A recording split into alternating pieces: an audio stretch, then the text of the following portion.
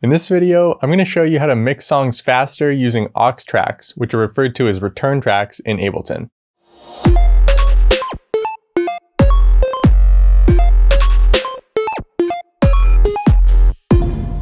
Hello, my name is Charles Hoffman.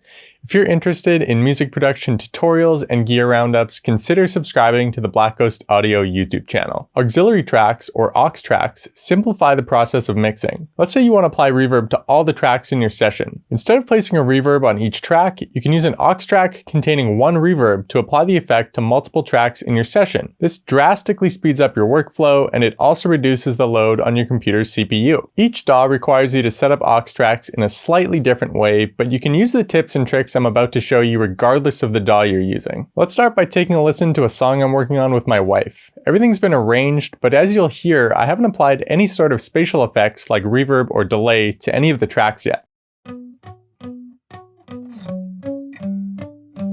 I heard you were out with your friends, talking about how you got me for life. Don't gotta put no effort in, cause you know that I'm a ride or die. The thing that you've been missing, I'm not one to stick around when I begin to question what it is that you're all about.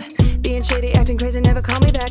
Then you turn around and paint me every shade of black. Dropping my games on me, baby, like a sneak attack. Being shady, acting crazy, never call me back. Then you turn around and paint me every shade of black. Dropping my games on me, baby, like a sneak attack. Like a sneak attack.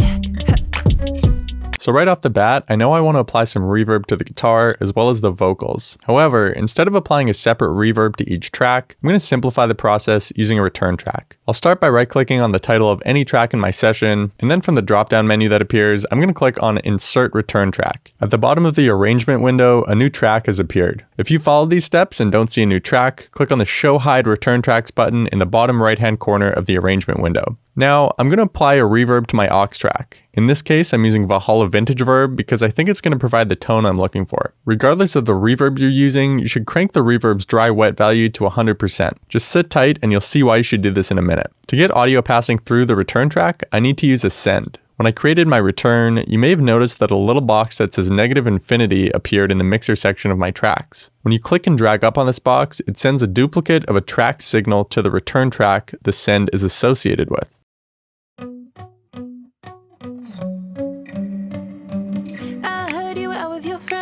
Talking about how you got me for life. Don't gotta put no effort in, cause you know that I'm a ride or die. The thing that you've been missing. As you can hear, when I send more signal to the return track, the level of the reverb grows louder. Since I previously set the reverb's dry wet value to 100%, I can now control the blend between dry signal and a wet signal by tweaking the level of each track's send. The unique thing about return tracks is that you can't place audio or MIDI clips on them. All you can do is pass audio through them and apply processing along the way. Return tracks are cool because you aren't limited to one effect per return track. For example, if I want to place an EQ after my reverb, apply a saturator, and then add a vibrato effect, I can do that. The possibilities are clearly endless when it comes to how you can choose to use return tracks, but I want to share with you 4 of my go-to return track templates. Using tons of different reverbs within a song can create a really confusing listening experience. If it sounds like your vocals are in a gymnasium, your guitar's in a closet, and your drums are in a chamber, listeners will feel as though these track elements are dissociated from one another. In some cases, this might be the effect you're looking for, but oftentimes it's not. I usually limit myself to using one short reverb and one long reverb. A little bit of signal from each track gets sent to the short reverb to tie everything together, and then I use the long reverb to push elements toward the back of the stereo field without reducing their level. To prevent these reverbs from clashing with one another, I usually copy and paste the short reverb to the long reverb return and then boost its decay time. This makes sure all of the other reverb properties remain consistent between devices. Typically, I apply a filter after my reverbs and cut away some low end as well as some top end. This avoids muddiness and harshness, which prevents mixes from sounding washed out. It also confines all the reverb to a designated space within the mix, making it much easier to control. By allowing more low end through the filter, you can create a darker vibe, which may be suitable for more serious or intimate tracks, while cutting low end and allowing more top end through can create a brighter and cheerier sound. I recommend you start by cutting low end around 300 to 500 Hz and top end around 1500 to 2500 Hz. The third return track that I set up is often just a simple eighth note or quarter note delay. You can use this whenever you'd normally use a delay. Maybe you want to add a little more groove groove to a guitar, or perhaps you want to fill space behind a sparse vocal. The great thing about a delay like this is that it's really versatile, so you can do whatever you want with it. Just like with my reverbs, I usually apply a filter to my delays as well. In many cases, it's the same filter I've applied to my reverbs. By automating the send level of this delay, you can create throws, which are essentially echoes of certain phrases. In the song I'm working on, I've created a throw when my wife says friends and life. There's a little pause after these words that provides space for delay with a moderate feedback amount.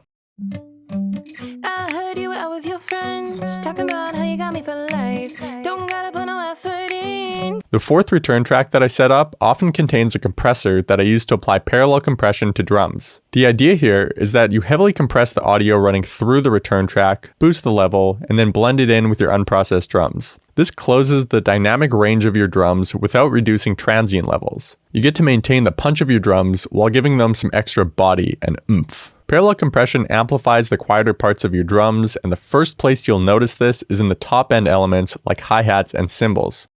Being shady, acting crazy, never call me back. Then you turn around and paint me every shade of black. Dropping my games on me, baby, like a sneak attack. Being shady, acting crazy, never call me back. Then you turn around and paint me every shade of black. Dropping my games on me, baby, like a sneak attack. Like a sneak attack. Being shady, acting crazy, never call me back. Then you turn around and paint me every shade of black. Dropping my games on me, baby, like a sneak attack. Being shady, acting crazy, never call me back. Then you turn around and paint me every shade of black. Dropping my games on me, baby, like a sneak attack. Like a sneak attack. If applying parallel compression makes the top end of your drums feel too harsh, you can roll off the top end using an EQ. If the low end starts to sound muddy, you can roll off the low end as well. Make sure to save these return tracks as part of your default project template. To do this in Ableton, set up your current project in the way that you want Ableton to load every time by default, and then click on the Preferences option under the Live drop-down menu, or use the keyboard shortcut Command-.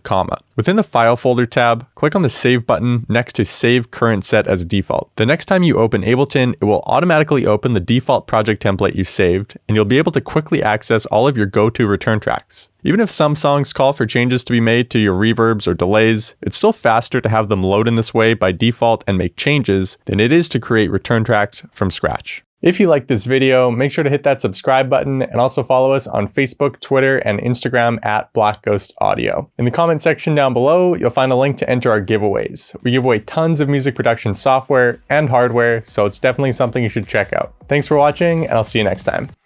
Dr. Trust.